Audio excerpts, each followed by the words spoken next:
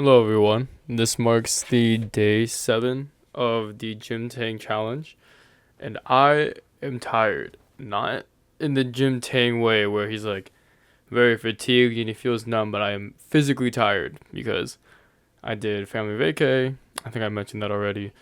And then the upload did go live, so I'm not behind on the challenge, but like just physically, I did a 36-hour coding sprint for my research. I actually got something out. Actually was able to divide people into teams. Turns out if you just ask your people to work on stuff and you give them a clear bona fide ask instead of just saying, hey, first come, first serve, I already fleshed out the code for you and the tasks that we have to do, just do them. It makes people more accountable. So that is my tip for group projects. It's make clear, reasonable asks and then assign them to people like you are a group leader because it makes people feel the pressure. Or maybe just everyone just functions based off of school. I don't really know. But man, I am barely functioning. I don't know if it was clear on my gameplay. I was just very jittery or frazzled. I've been up for a very long time. And usually people don't pull all-nighters for over summer or like miss sleep during summer. But you find a way. And this is a little bit to talk about just how you spend your time, but it's okay to say no to things, but also your words should mean something. So if you say you're going to do something, do it. It commands respect. If things that you want to do, you actually want to do them, and you do them, you gain respect and confidence in yourself. This is why the discipline is freedom thing is so important to me, because you can outwork your self-doubt and you can outwork your self-image by proving to yourself that you are worthwhile and that you do the things that you set out to do. And it's having that confidence which led me to start doing research. It's that confidence that makes me feel comfortable doing things that I am not sure that I'll be able to do, but I believe in myself to be able to figure them out. And as someone who grew up very anxious and very scared of failure, I think I've already talked about this, it means the world to be confident enough in yourself to be able to outwork your self-doubt. And I think that's a very underrated skill.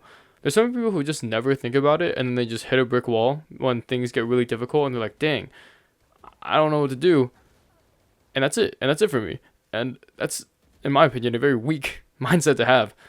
You have to have the confidence to believe in something which you might not even believe in yourself. Okay, that sounds crazy. But you need to believe in yourself before anybody else believes in you. Your motivation and your power needs to come within because it's the only thing that you're guaranteed. People like to say you're guaranteed time. You're not. Every time if you drive, you get in your car, there's a chance that someone just really drunk driver, boom, crash, done, you're dead.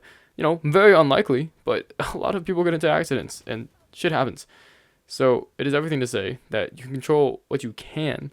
All right, I can just be a good driver, and I hope that nobody just randomly crashes into me, which is very unlikely. Right? People go through their whole lives and they drive a lot and they don't die. A lot of people get into car crashes, but they don't die. You could say maximizing your odds would just not be going in the vehicle, and that's fair.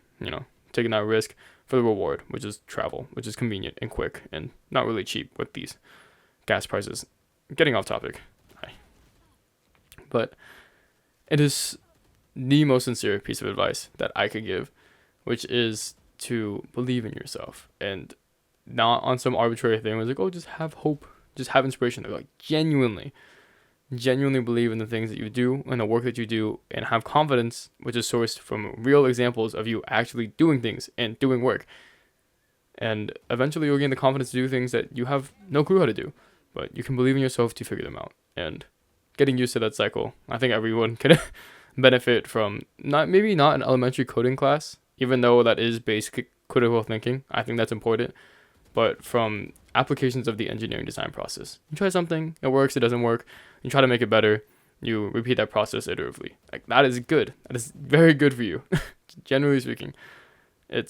Not even generally speaking. It is genuinely good for you in your life, in your career, to try things and to work on getting better at things.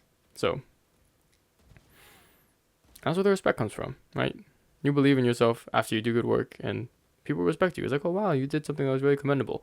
I think it's turning more of a commodity nowadays, where it's so easy to find someone like, this person's been making noodles for 25 years. Like, oh wow, it's really cool how they make noodles. So now we scroll and find someone who makes candy for 25 years. you know? But that's why the external validation and the motivation and living off of people's judgment, it doesn't really work, because people gain progress out of consistency, out of reinforcing patterns, out of growing, out of painstakingly growing. And you don't really develop a pattern when you just ride the wave. You develop a pattern of letting your self-worth be attached to what other people tell you for it to be. And this is exactly how a job works. But the other half of that is that you're not ever going to be ready to just do the job. People are investing in your ability to learn how to do the job.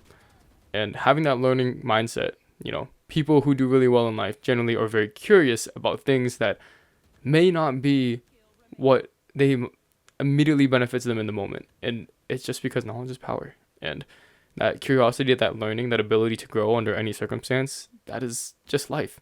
And that's always going to be a constant. So I'm very tired. Still doing the challenge, still enjoying making the content, but starting to wonder if I should branch out into new games. And take care of yourself, everyone. Don't do what I do. Have a great day.